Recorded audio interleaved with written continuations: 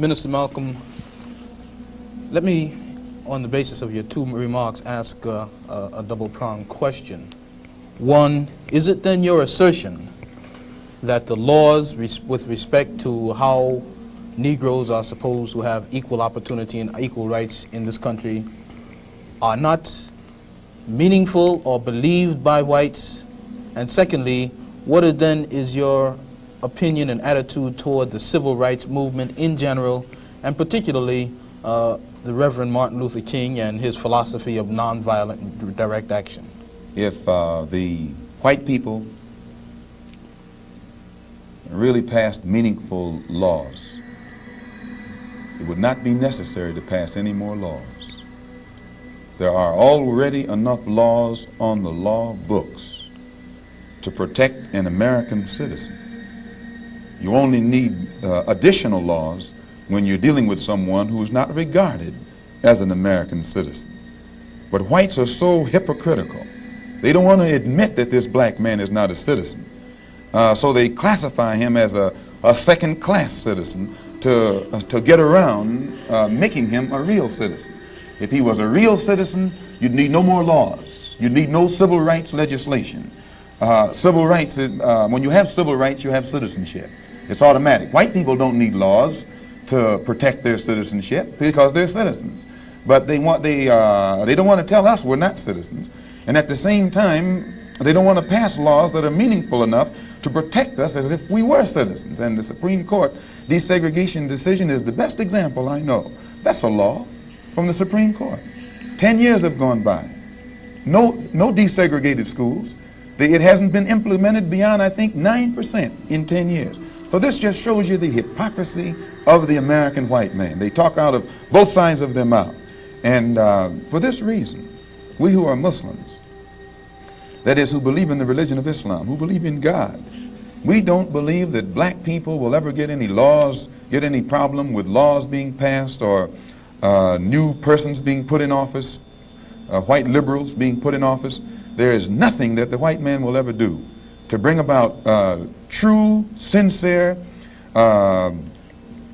citizenship or civil rights recognition for black people in this country. Nothing will they ever do. They will always talk it, but they won't practice it. And with the Supreme Court, if the NAACP can tell me that they want a desegregation decision for me 10 years ago, but yet the schools haven't been desegregated, as I say, this is a victory with no victory. It's a victory that you can talk about, but it's a victory you can't show me. So if you represent the NAACP and you are telling me about this great victory you won for me, when I look at you, I have to conclude that either you have been duped yourself or else you are trying to dupe me. This is Clarksdale, Mississippi. Population 20,000. About evenly divided, Negro and white. It's a cotton town near the center of the lush Mississippi Delta. A black belt town, old in structure and tradition. The place of many churches.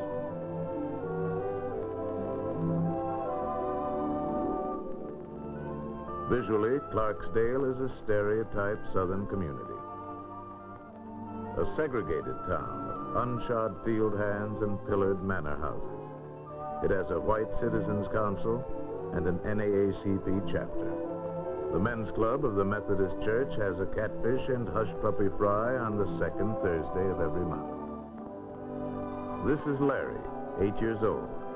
He lives in Clarksdale and he goes to school there.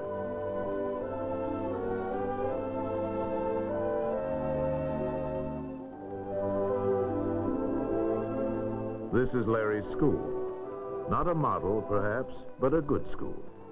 Ample buildings, ample grounds, and an adequate faculty. And this is Tad. Not his real name, but everybody calls him Tad or Tadpole. He lives in Clarksdale, too, and he, too, goes to school.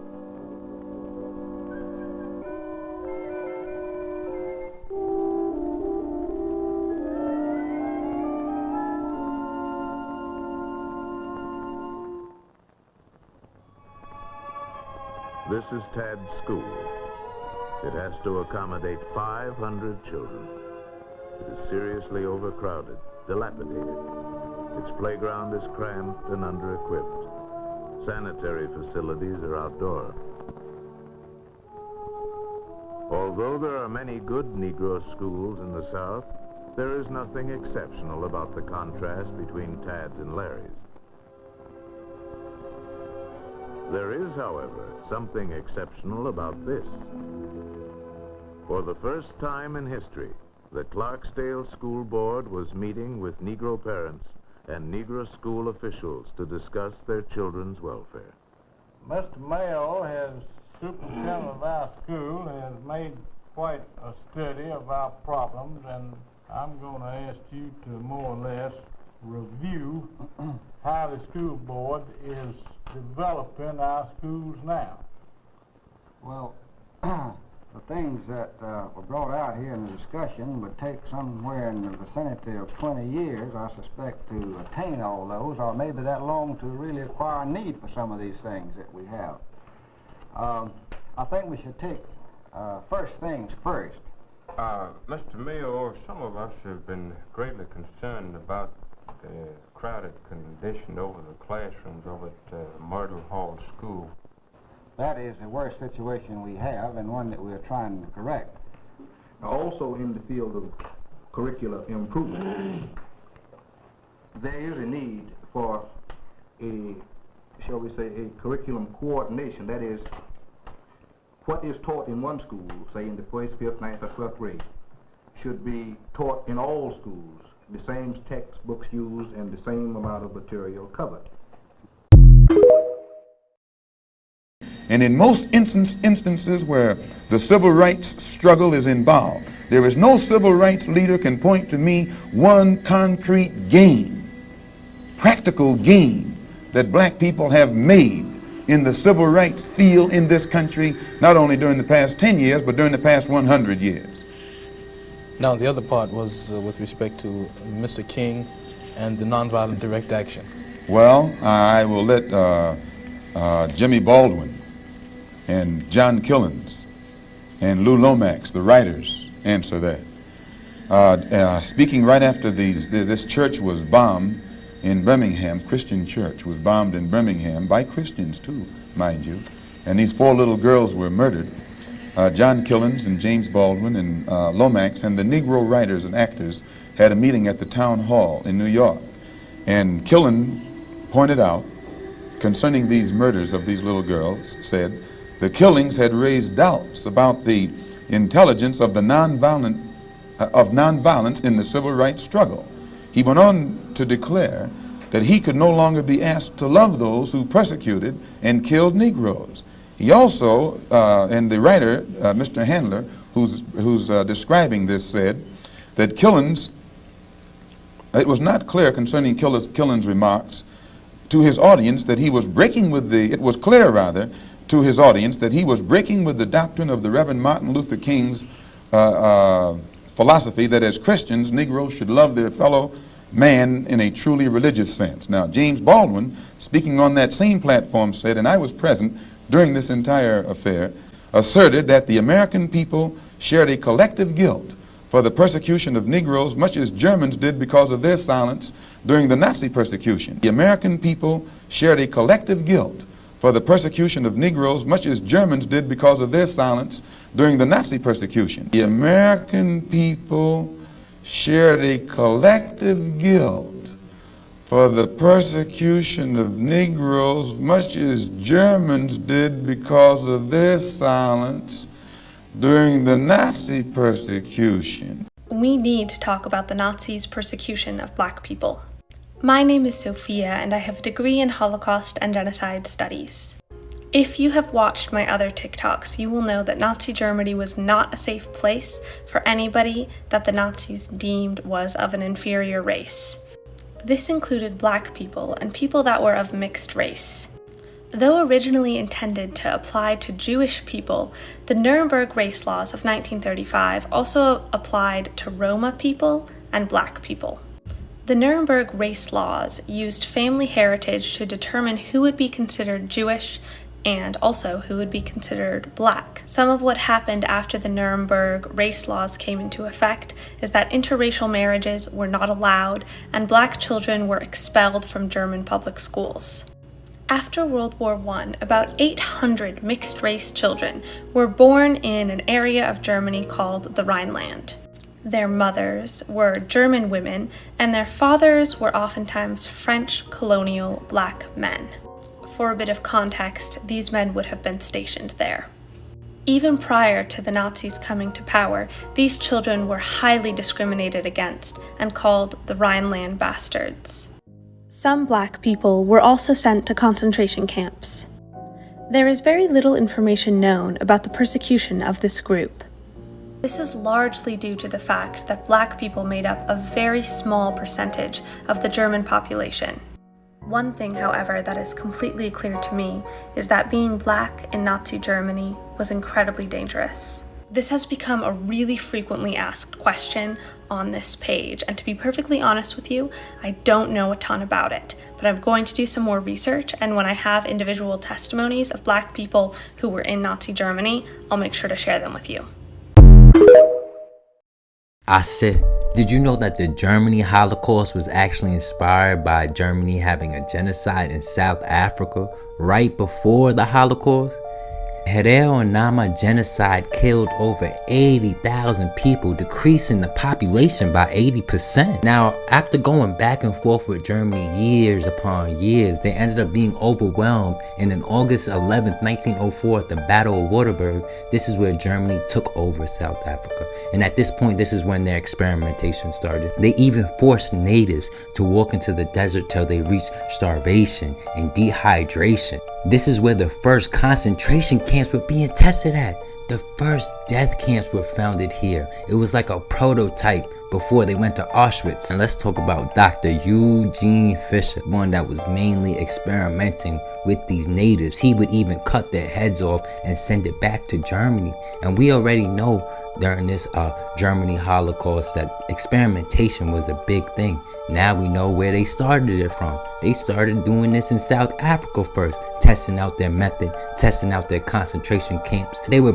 pretty much practicing on our people. I also wanted to read this quote from Holocaust author Elizabeth Bear, something like that. It's almost as if I hesitate to say it, the genocide in Africa was kind of a dress rehearsal. So much of what the Germans did there, the Nazis did, and the methods, the ideology of the Holocaust. You see what she's saying there? She's saying that this genocide in Africa was a dress rehearsal for them. Guys, from the Rwanda genocide I covered to the Congo genocide, and now look at this genocide in South Africa was a pre-practice run for the main Holocaust that they make sure that you learn in school. They force it into our brains, but they never tell us about the multiple genocides. This genocide in South Africa was a pre-practice run for the main Holocaust that they make sure that you learn in school. They force it into our brains. I just want to talk about slavery, because then you will see the truth that our people been getting attacked. All right, this is why I uncover the truth, so you can see that they purposely ignore our history. They purposely ignore our history, and that is for a big reason that we need to understand. What is Juneteenth and why do we celebrate it? Juneteenth marks the day that all slaves were freed in the United States. Although the Emancipation Proclamation was issued in 1863, slavery wasn't completely abolished until 2 years later. On June 19th in 1865, 250,000 enslaved black people in Texas who were never informed of their freedom were finally told that they were free. June 19th marks the day when everyone in the United States was officially free, and that's why we celebrate Juneteenth.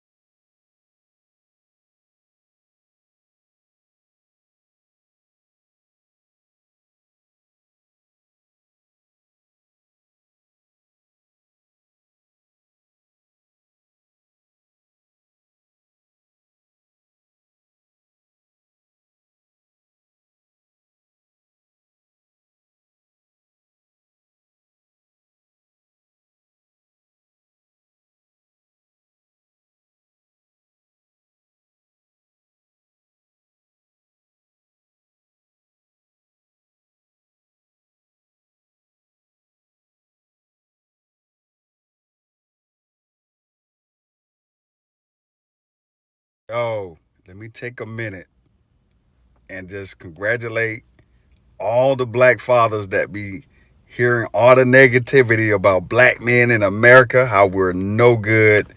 Listen, this is a report that I came, and I don't know how I pondered upon the reports. All I know is the report is the report. And it reads, let me read it for you. I know you can read, but I'm going to read it for you.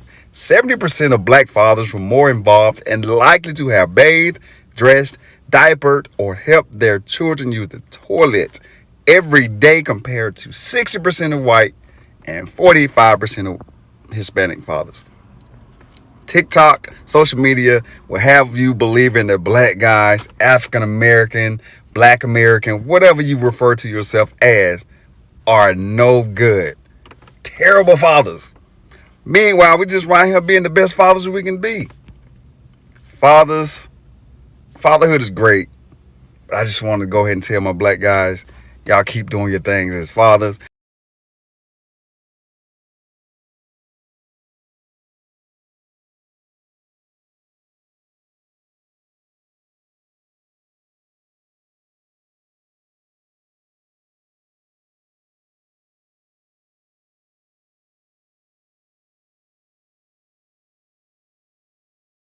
The American people shared a collective guilt for the persecution of Negroes, much as Germans did because of their silence during the Nazi persecution. Thing makes a white person feel uncomfortable. Right. Everybody shushes it up. Right. Go watch that stitch. This goes back to epigenetics and generational trauma. Black bodies have been the punching bag mentally, emotionally, physically, and spiritually for generations upon generations, and that is engraved in our DNA. It is engraved in our DNA that we are the receivers of those negative emotions and trauma, and that white people are the senders of that. Because when you have a uncomfortable emotional experience, or you experience something traumatic, if you do not sit with that, process it, and transmute it, it either gets stuck in your body, stuck in your DNA, or it has to go somewhere, and it's going to black bodies. So what she's talking about when people are talking about racism and it makes white people uncomfortable and they change the subject, it's because the white collective does not have the capability or the ability to sit in the discomfort of their emotions that slavery brings on. And so because they can't sit with it, where does it go? It goes to us. And so not just a conversation that you may be having with some about racism, but when I think about the reasoning for not wanting to teach critical race theory and, not wanting to have certain things come to light, yes, I agree, it is about erasing our history, but on a mental and emotional level, we know what the political agenda is, right? We know what that is already. We know what they're trying to do.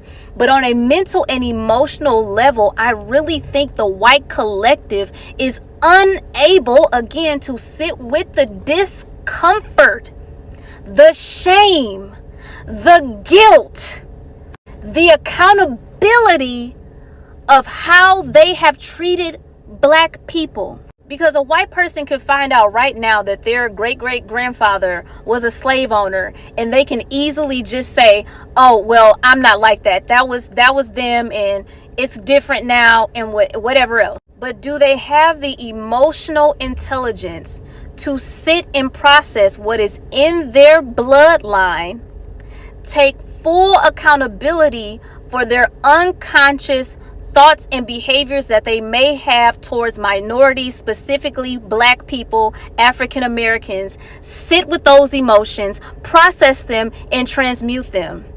Collectively, white people are not doing that, which is why we see Karens, which is why we still see racism. They can't do it.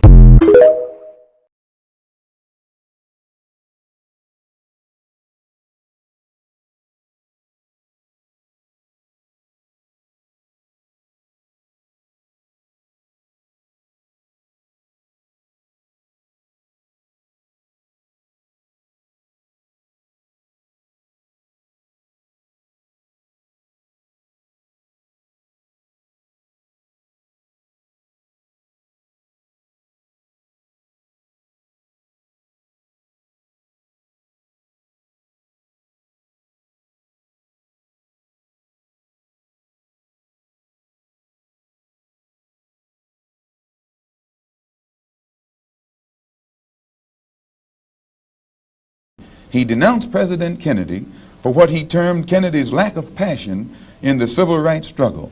Mr. Baldwin said that there could no longer be a Republican Party for the Negro people as long as it listed a Barry Goldwater, nor a Democratic Party for the Negro people with a Senator Eastland on its roster. He asserted that the federal government acted swiftly and energetically, that unless the federal government acted swiftly and energetically, future slaughter would make Birmingham look like a dress rehearsal. And now, what do I think about King's attitude? King's right-hand man, Wyatt Walker, at King's convention, according to the New York Times on September the 26th, said, quote, "We have been duped," meaning these persons involved in the civil rights struggle, of which King is the symbolic leader. His right-hand man says, and I quote, "We have been duped, or have duped ourselves, into believing that the chains have been broken, when in truth we have only been chained more securely. Half freedom has in many instances been worse than no freedom at all." Why, don't ask me what I think about their struggle. I can tell you what they think about their struggle. And they are pointing out that it is becoming more difficult every day for the civil rights leaders to keep the masses of black people nonviolent and long-suffering and patient, and keep them from becoming disenchanted. I hope that answers your question.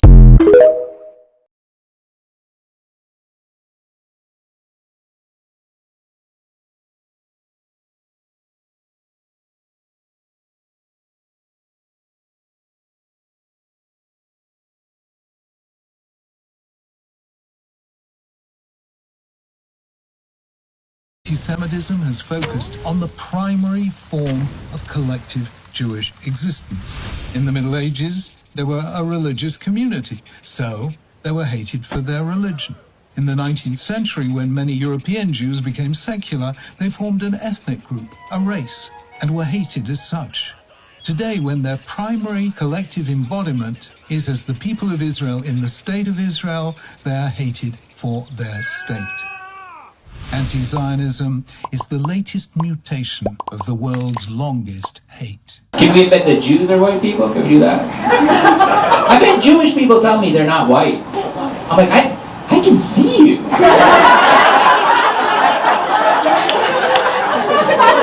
You're Jewish, not a Jedi.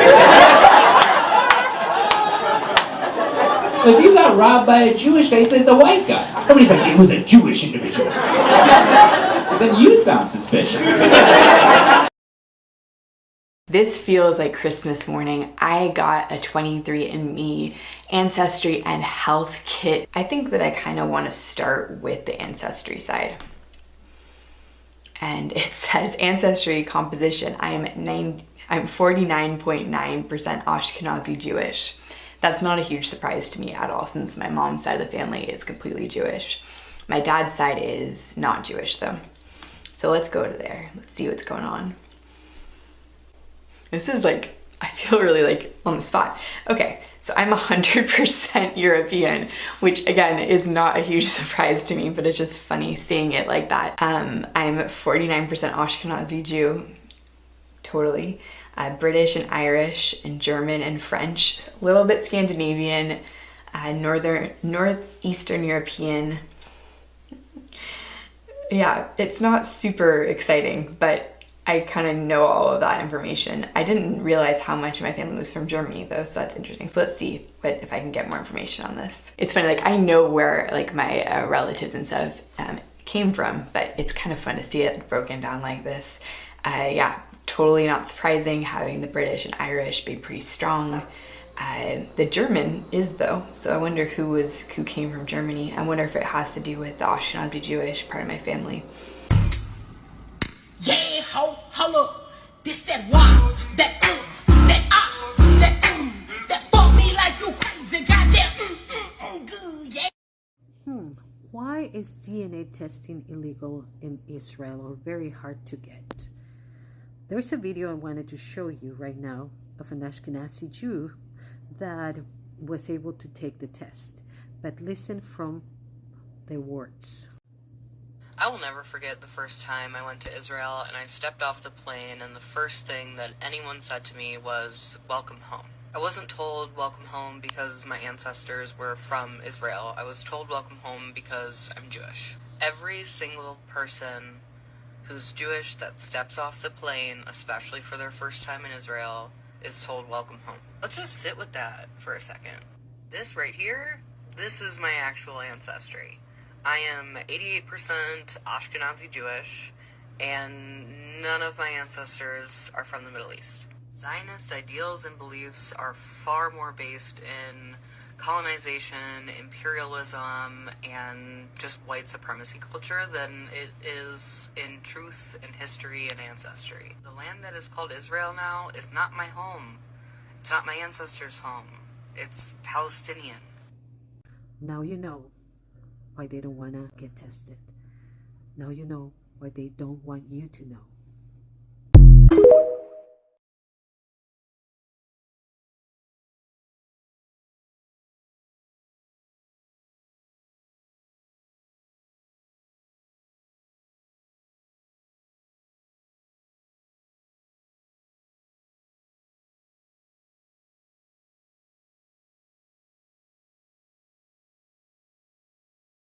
When it comes to their role, were Africans involved in our enslavement? To a degree, sure, to a degree. Not the same way Europeans. Let's get that very clear, but to a degree, yes.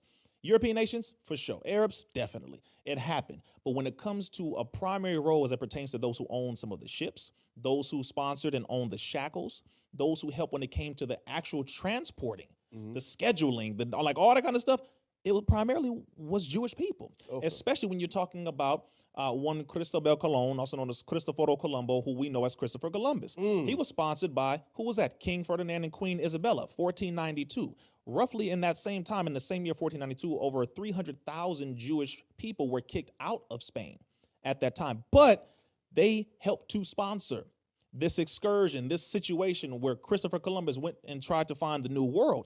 He was funded by Jewish people.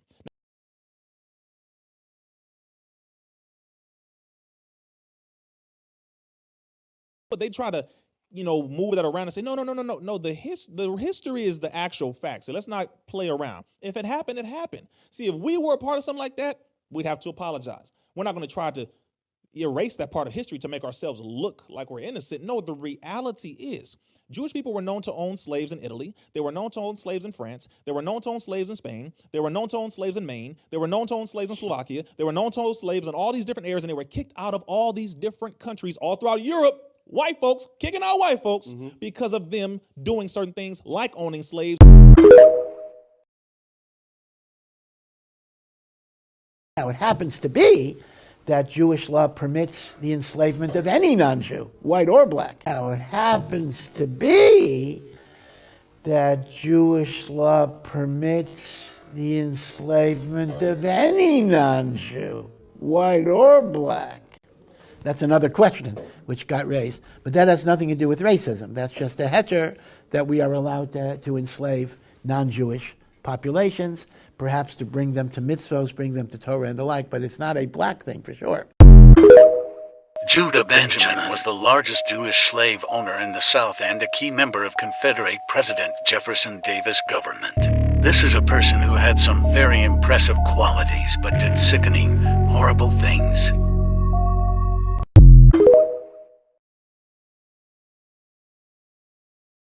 The Holocaust is big business because Germany so far has given the Jews, I think, at least $200 billion.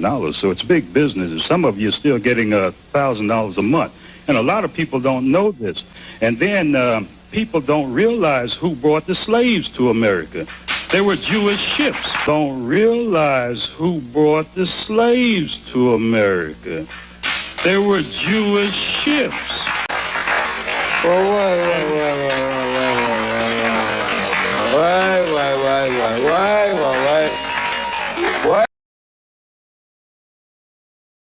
a minute, that's a whole nother thing. Let's take a break, because what the issue that we're talking about today is whether or not there was a Holocaust. We'll talk about slavery and who brought them here later. We'll be back after this. I'm not going to let you go now.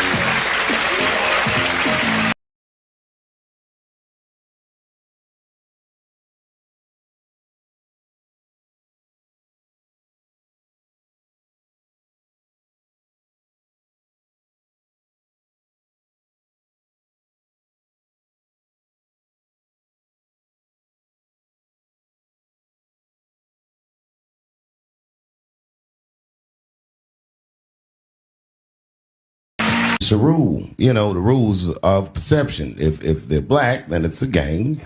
If they're Italian, it's a mob. But if they're Jewish, it's a coincidence, and you should never speak about it. You're a Jew. Unfortunately, there's a great problem with Jews. You are absolutely... We're gonna clip that, David, just to let you know. There's a great... David Starkey, there is a big problem with There's Jews. a big problem with... There is a big problem with Jews, which is you are MOPE, the most oppressed people ever. And that is a very jealously guarded status. And it's also one that people are very jealous about. Black activists are absolutely, Palestinian activists are outraged at the fact that the genocide gives you this kind of moral... it is a testament to a sick society that the genocide becomes a kind of badge of pride, weirdly and bizarrely. And this is why there is the attempt at portraying slavery in exactly this fashion, so that you can say the whole of the West is guilty of pseudo-Nazism. Haven't you observed how the left, I think we should start calling them the far left. Have you not noticed how they're all throwing around the term Nazi, the term fascist? What is the contempt that shows for the victims of the real Nazis and the real fascists? This is what I find deeply, deeply shocking, scandalous, and disgraceful. In some of the statistics. However, they also were not teetotalers and abolitionists who were opposed to any form of slavery at all. Jews participated in proportionate numbers in both slave trading and in slave owning, especially in some of the Caribbean islands. In fact, if you go to Suriname, they have a beautiful synagogue there that's been preserved with a sand floor and beautiful declarations. You'll also notice a lot of the street names are named after Jewish families that were prominent plantation owners there, but they owned slaves. And if you know anything about the slavery experience in the sugar plantations in Suriname and in Curacao, it was the most brutal, awful slavery you could imagine. Amputating limbs, working the slaves to death, not even bothering to feed them or care for them in any way, because they were cheap to just import more. I mean, it really was some of the worst experiences of slavery to be found, and Jews were a part of that society and a part of that experience, both in the Caribbean and also in the American South.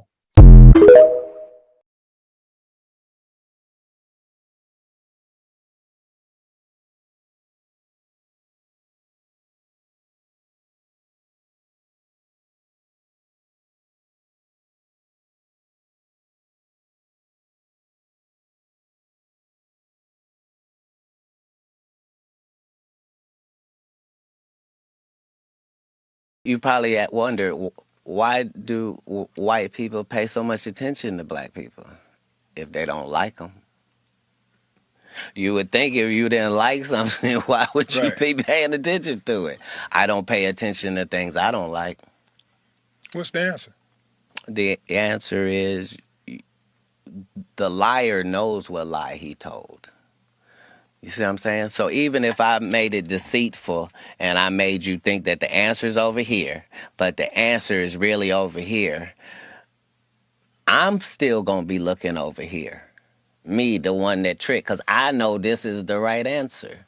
Black people have lost their identity, but our oppressors have not lost our identity. That's just why they chopped those noses off of the Pharaoh and the Sphinx in Egypt in the first place, is because without this nose, we can tell you this is whoever it is. But with that nose, it can only be Why would somebody vandalize a whole face and only vandalize one part? Nobody wanted to knock an eye off or take an ear off or no chins missing. No, just the nose. Because it's a brand.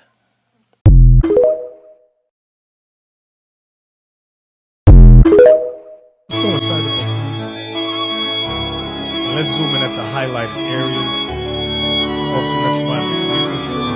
Trading and serving as merchants included owning warehouses with inventories to outfit the largest sailing vessel to make ship repairs. The Jews were the largest ship chandlers in the entire Caribbean region. where the shipping business was mainly a Jewish enterprise. So the shipping business was mainly a Jewish enterprise. Let's jump down to the next island and read. The ships were not only owned by Jews, but were manned by Jewish crews and sailed under the command of Jewish captains. So these ships that they owned and ran was owned and manned by Jewish captains. Jump to the next paragraph. Many of the ships were engaged in bringing slaves from Africa to the 13th colonies, the British islands in the Caribbean, and the Spanish colonies. Now, we're going over this because so-called Jewish people love to say they are innocent of the slave trade, that they had nothing to do with it. That's a lie. That's a lie. Read the next paragraph. Although centering in Caraco, the Jews spread through most of the West India islands, French, English, and Spanish, as well as Dutch.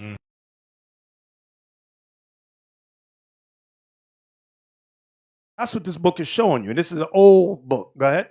Which they had till then neglected. King John II in 1492 expelled all the Jews to the island of St. Thomas. Remember what we read on the map. It says San Tome. That's St. Thomas. Go ahead. Which had been discovered in 1471.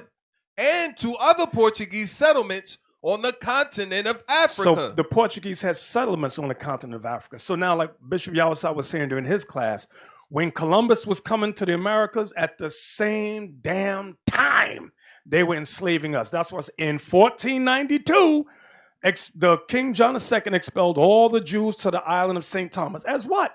As slaves. That's what they were doing, breaking them in. Go ahead.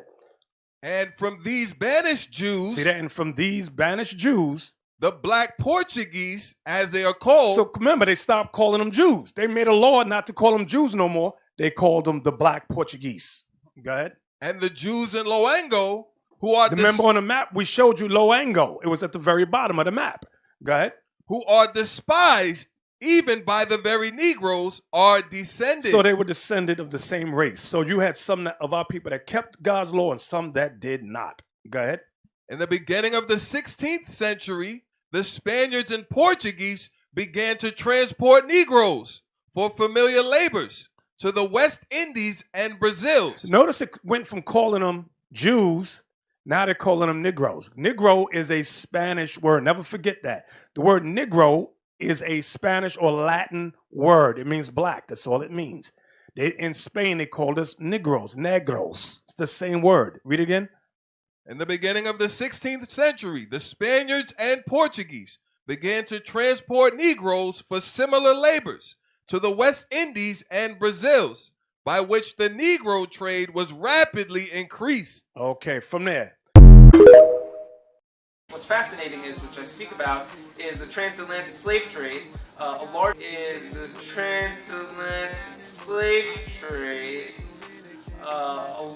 large percentage of it actually came from Igbo territory. So these Igbo today in Nigeria, who are practicing Jews, numbering the 40 million people with customs traditions, doing circumcision on the 8th day, were the same exact people brought to the Americas. The same exact people brought to the Americas on the transatlantic slave trade. Now, if someone goes to Times Square in New York today, you'll see, African Americans dressed in Israelite outfits and yelling at people, saying, "You're not the real Jews. We're the real Jews." And so most people saying, "Well, you guys are kooky. You just made this whole thing up. You made up a religion and an identity." Actually, no. They are the blood descendants, most likely of. They are the blood descendants, most likely of. They are the blood descendants, most likely of the people who, from Israel, were brought from Africa to America. So it's very fascinating.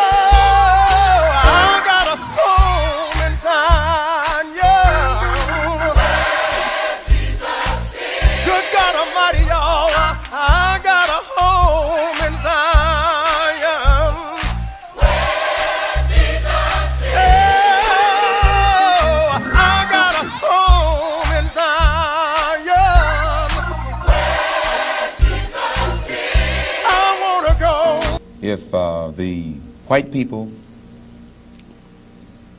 really passed meaningful laws, it would not be necessary to pass any more laws. There are already enough laws on the law books to protect an American citizen. You only need additional laws when you're dealing with someone who is not regarded as an American citizen. But whites are so hypocritical. They don't want to admit that this black man is not a citizen. So they classify him as a second-class citizen to get around making him a real citizen. If he was a real citizen, you'd need no more laws. You'd need no civil rights legislation. Civil rights, when you have civil rights, you have citizenship. It's automatic. White people don't need laws to protect their citizenship because they're citizens. But they don't want to tell us we're not citizens. And at the same time, they don't want to pass laws that are meaningful enough to protect us as if we were citizens. The American people shared a collective guilt for the persecution of Negroes, much as Germans did because of their silence during the Nazi persecution. Can we admit that Jews are white people? Can we do that? I bet Jewish people tell me they're not white. I'm like, I can see you.